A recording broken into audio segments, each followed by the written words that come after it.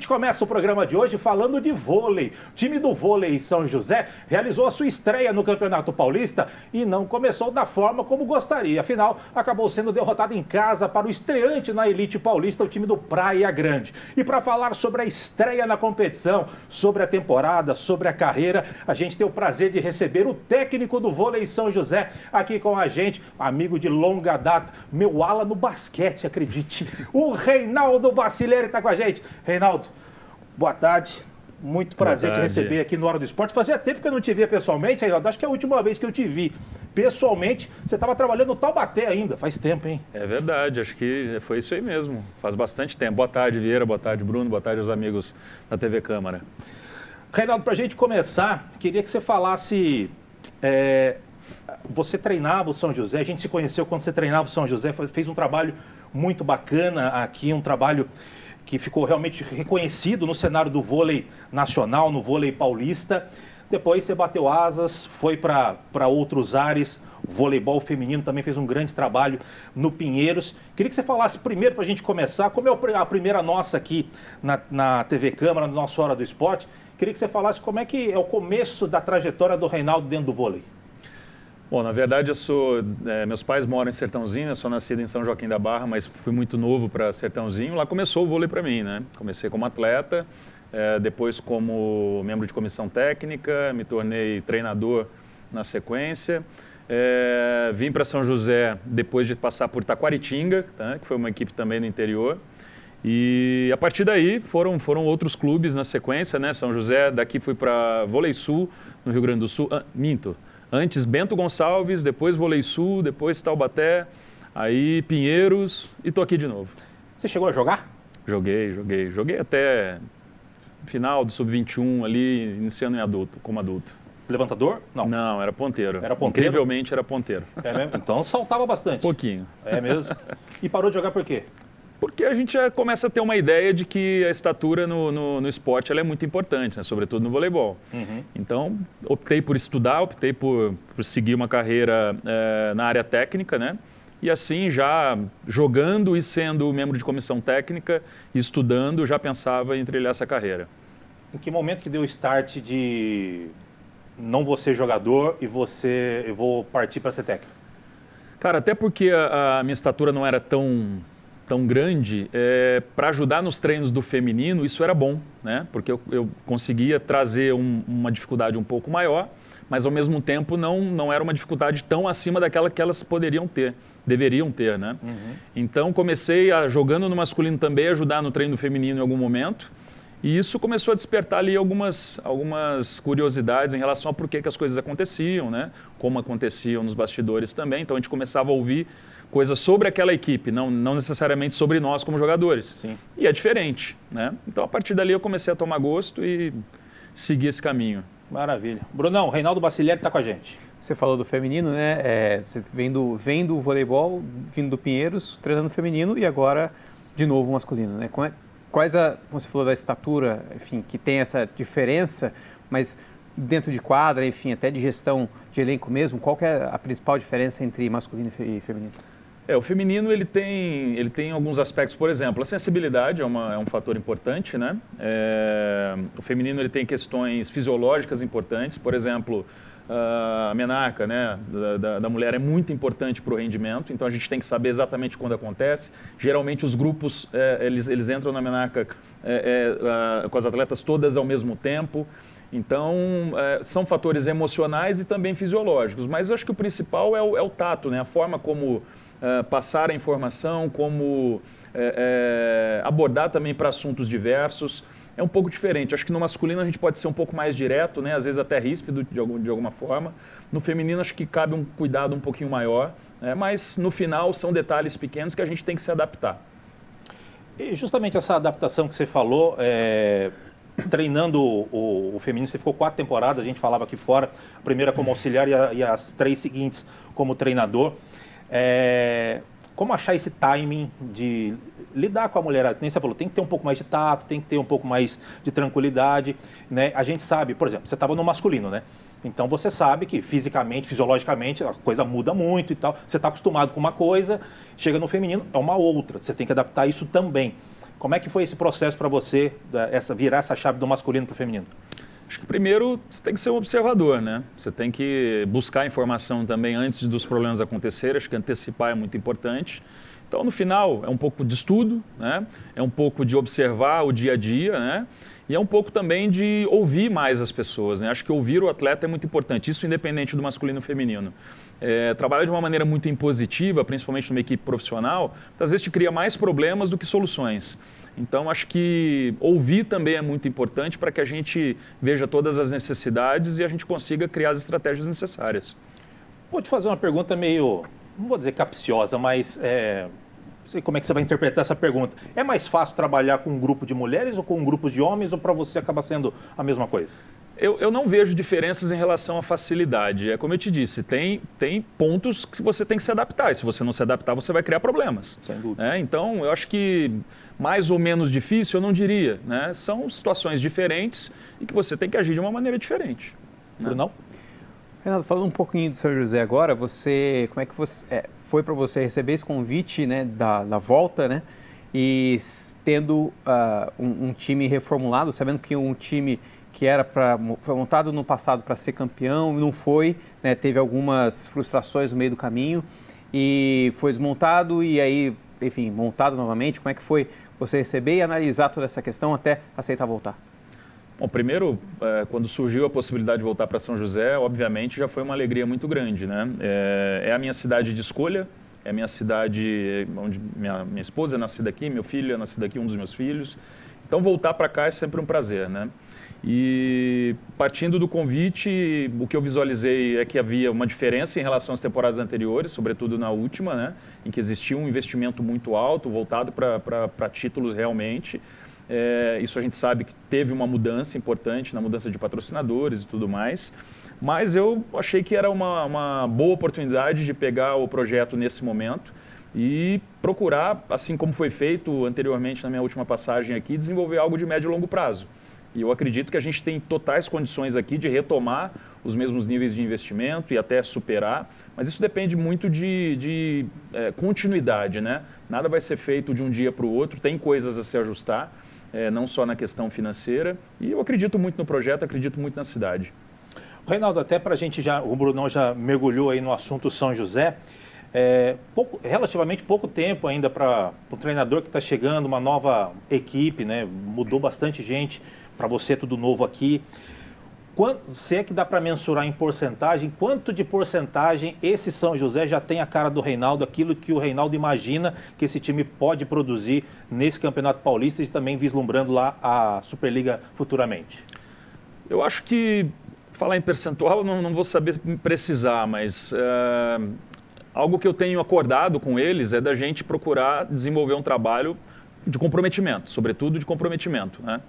Então, fazer um trabalho pensando em tudo que a gente toca aqui, né? E falei muito sobre isso com eles desde a apresentação, que nós temos aqui as categorias de base muito fortes, que a gente tem que ser exemplo. Nós temos uma população que hoje é apaixonada por voleibol, que a gente tem que satisfazer não só com vitórias, mas com postura, né? Então, esse lado de posicionamento é algo que eu estou procurando desenvolver muito com eles, porque eu acho que é o início de tudo. Né? Tem as questões técnicas, táticas, mas eu acho que a postura ela conta muito e eu acredito que, por exemplo, num primeiro jogo que infelizmente a gente não venceu, já foi um time que brigou o tempo inteiro e isso já me traz alguma felicidade. Reinaldo, a gente já começou a falar sobre a estreia do São José, foi contra o Praia Grande que é um dos novatos do Campeonato Paulista. Tem o Rodrigão, campeão olímpico, 3 medalhas olímpicas ele tem. Uma novidade também, queira ou não, chama a atenção. Todo mundo conhece o Rodrigão, quem acompanha vôlei acaba conhecendo o Rodrigão. Você falou que você gostou da postura da equipe em que pese a derrota. O que faltou para vir a derrota? Faltou fazer 15 no tie-break e eles chegarem só até 13, foi isso que faltou? Certamente isso também, né? Mas a gente tem que olhar sempre no contexto, né? O time ele jogou com 5 semanas de preparação, sendo dessas 5, uma semana de exames médicos, dessas 5 nem todos os atletas participaram constantemente, então nós estamos num momento que as oscilações elas são muito maiores do que aquelas que a gente espera em pouco tempo, né?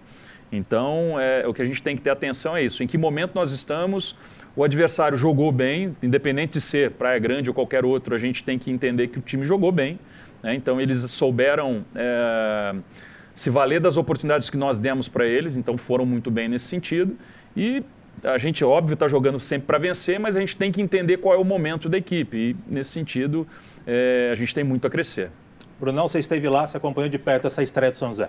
Eu acho que o Praia Grande, por ser novato, né, um time novato, mas causou problema para o Guarulhos, que é o atual campeão paulista. Acho que mesmo sendo o primeiro jogo de vocês e uma derrota para um time que está começando agora, né, no profissional aí, o Praia Grande é um time que acho que vem para surpreender, né?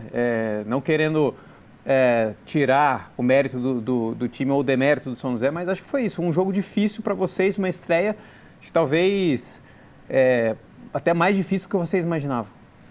Na verdade, nós estudamos o jogo deles contra Guarulhos, né, e nós já vimos a dificuldade que viria. Eles tiveram, por exemplo, contra Guarulhos 4 match points, então não houve surpresa em relação ao que eles apresentaram. Né? A gente sabia que ia ser um time duro, sabia que ia ser um jogo difícil, e assim foi.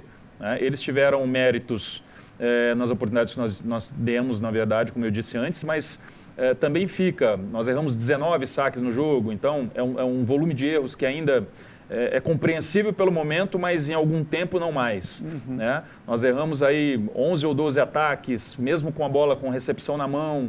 Então são erros que a gente acabou cometendo que estão dentro do pacote do momento que nós estamos. Né? Nós iniciamos a preparação com em torno de 4 a 5 semanas depois dos nossos adversários, todos eles.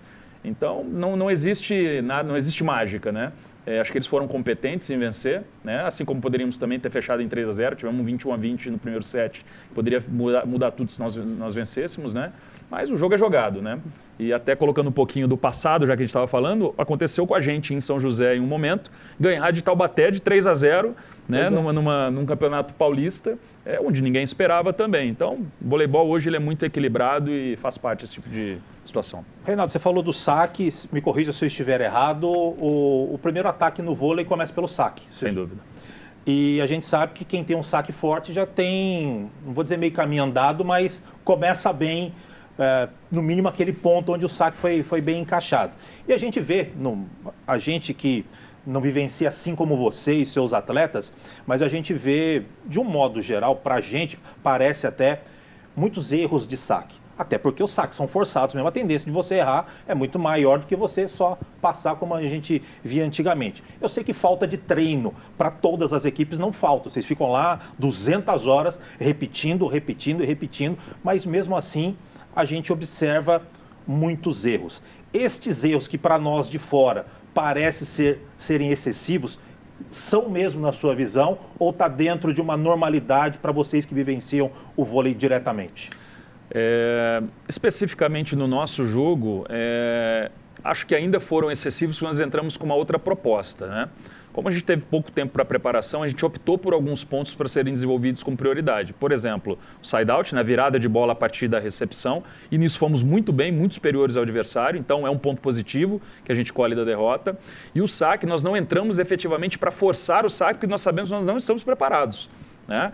E dessa forma, a gente cometeu erros em algumas situações que são regras para nós. Por exemplo, não errar saque no início, de 0 a 10. Né? Então erramos, né? Aí num controle ali deficiente da gestão do erro. Não errar na volta dos tempos, erramos sistematicamente. Vocês fazem então essa projeção de 0 a 10, claro. Não é para errar ponto, não claro. É para errar saque, porque é importante para alguma questão. Tem isso então claro, também? Existe um plano focado especificamente no saque também. Então, vou falar das regras que a gente coloca. Então, 0 a 10 não podemos errar, né? Transferir um pouco da responsabilidade para bloqueio e defesa. Errar na volta dos tempos, não, né?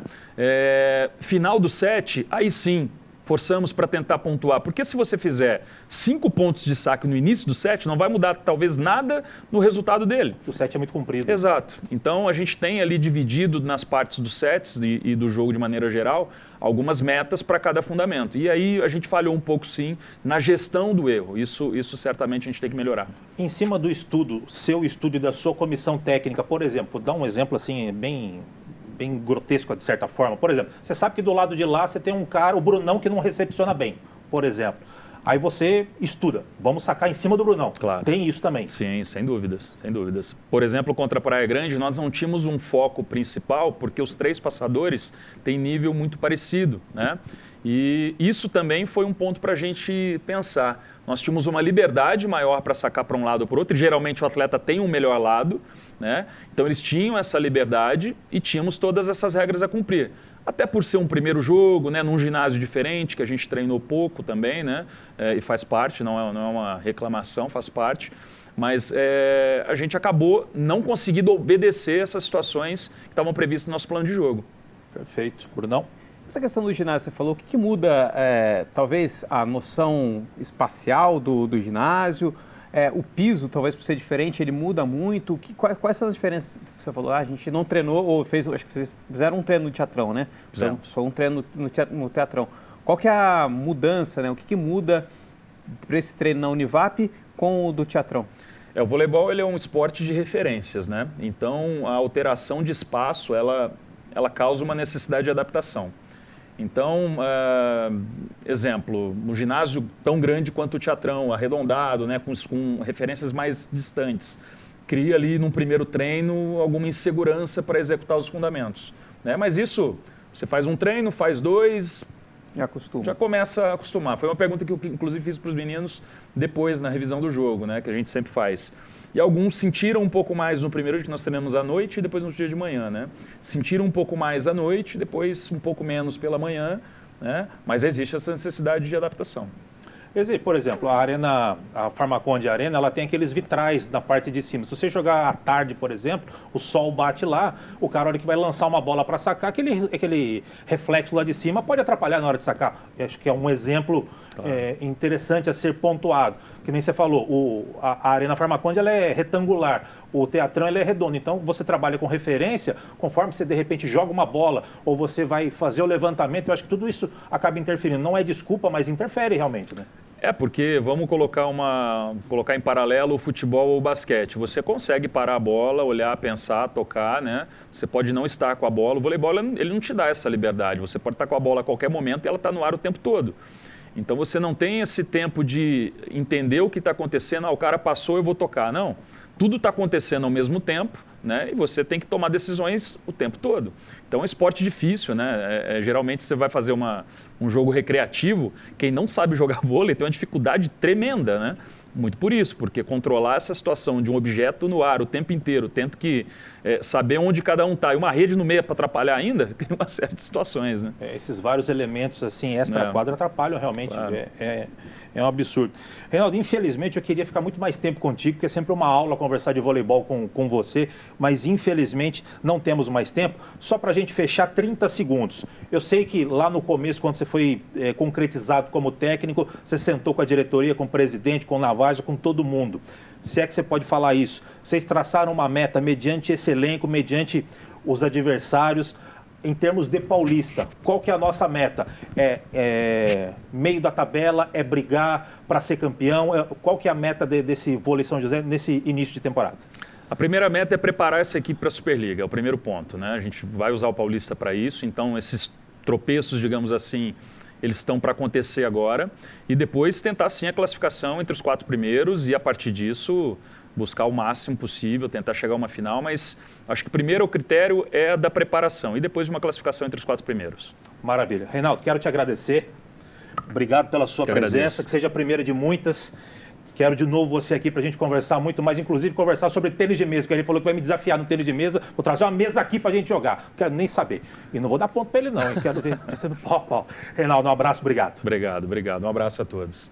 Valeu. Conversamos com o Reinaldo Bacilieri, técnico do vôlei São José, e com certeza ele vai voltar muito mais vezes aqui no nosso programa. A gente faz mais uma pausa. Na volta tem futsal e tem basquete em destaque para você. Não sai daí, já voltamos.